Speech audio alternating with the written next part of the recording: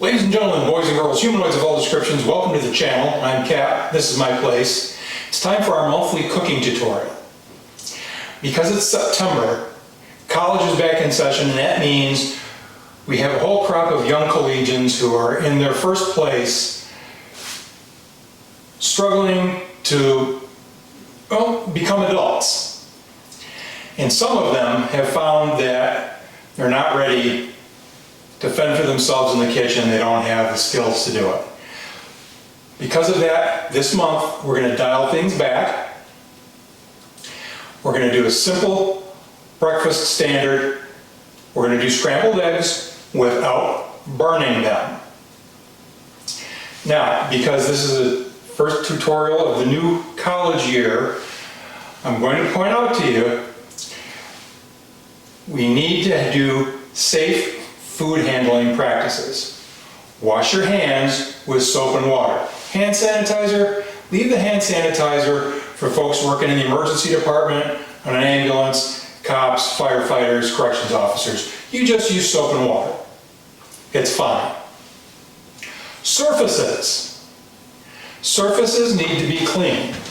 And when I say clean, I mean you need to use a cleaning product meant for hard surfaces. Simply going and doing one of these doesn't give you a clean surface. That includes using paper towel.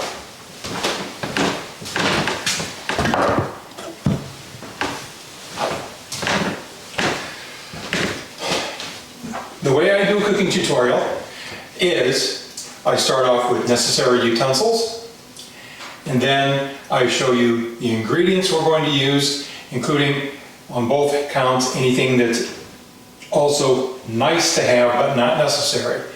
We'll do the cook, and then we'll plate up whatever we've made, and that's our video. I'll shut the camera off for a second, bring out the utensils, and we'll talk about what we're going to use and how we're going to use it. All right. The first thing we're going to need is a frying pan. Doesn't need to be a big one, doesn't need to be a fancy one, just needs a frying pan. I have news for you. Every frying pan I've ever used, and they have all said non-stick, every one of them, if you don't use some sort of food lubricant, they will all stick. So, frying pan. There may be a frying pan out there that actually won't stick. Whatever it is, I haven't found it, and I probably can't afford it, and you probably can't either, so don't worry about it. The next thing we're going to need is a cereal bowl. We need the cereal bowl because we need something to beat our eggs in. Now, you can beat your eggs with a whisk, but you're in your first place. A whisk costs money. They're not that expensive, but save the 10 bucks. You need a fork. You don't need a whisk. And if you can afford a whisk, remember, if you use it, you have to clean it. So, one fork. We need a butter knife.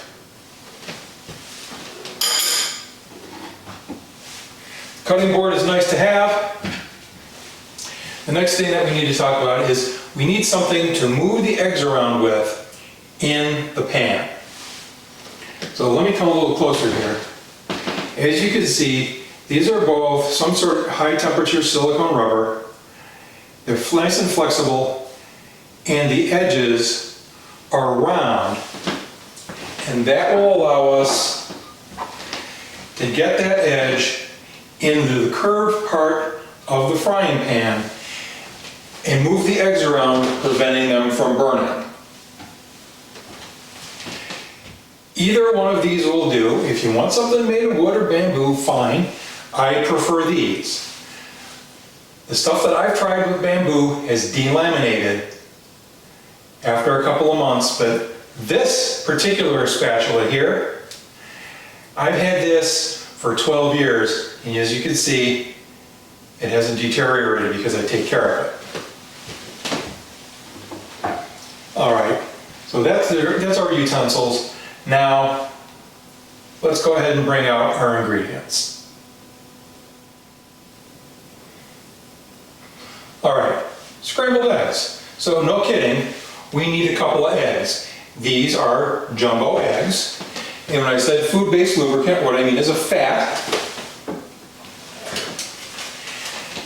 And that fat that we're going to use is butter, not margarine. Margarine burns much too easily. Now, how are we going to use the butter? We're going to take our frying pan and we're going to get the frying pan hot and we're going to cut a piece of butter off of that right there, about as thick as a big pen or number 2 pencil is wide. Once you're satisfied that your pan is good and hot, put the butter in the pan and turn the heat down. I'm going to aim these next couple of comments directly at my young men out there. I've said this kind of thing before, and I'm going to say it again. Look guys, our body chemistry, specifically testosterone, pre-programs us for the notion that if some is good, more is better. That is most certainly the case when you're in the gym and you're at the weight stack.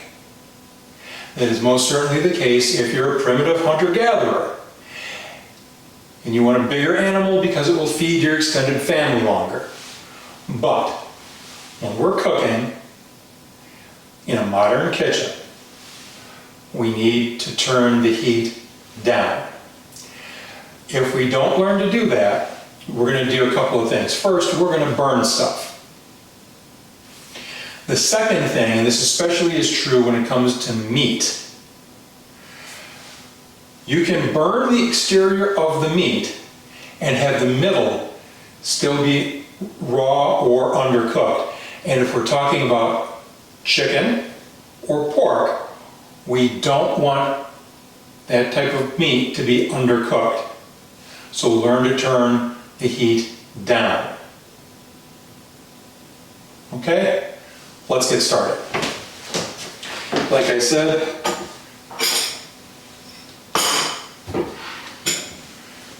burner on all the way. We need to get the pan hot. I'm going to take my butter knife.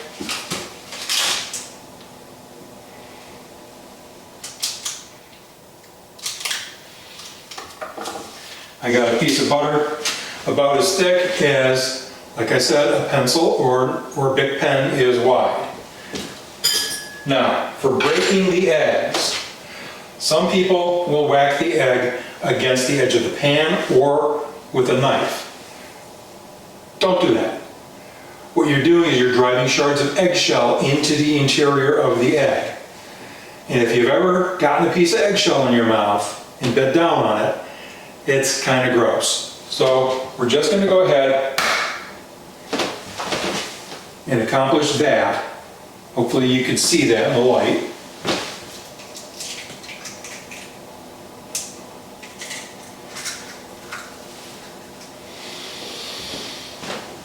And once we have both eggs in there, we're going to beat it with the fork, which I'll show you up close. Alright, we've cracked our 2 eggs. One of them had a double yolk, which is nice. We're going to take the fork and we're going to have it at an angle. We're going to pierce the yolk, and we're going to go like this. We're in an elliptical motion. We're just kind of going to go like this, and as you can see, it incorporates nicely. We're going to kind of turn the bowl a little bit.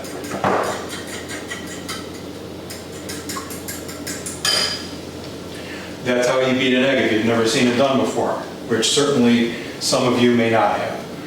All right, let's go back to the pan. All right, here we are. Our pan is good and hot, so is our butter. We're going to go ahead, pour that in, pour the eggs in there.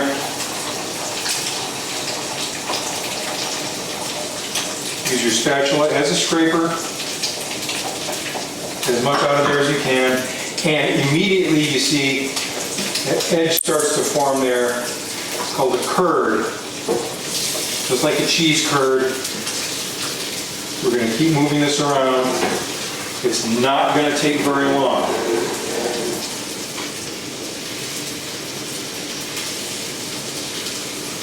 You can see I've got my heat on this burner turned all the way down. And we're just going to keep moving this around so nothing gets crispy. I'm sure there are people out there who like the crispy egg. I don't know any who do though.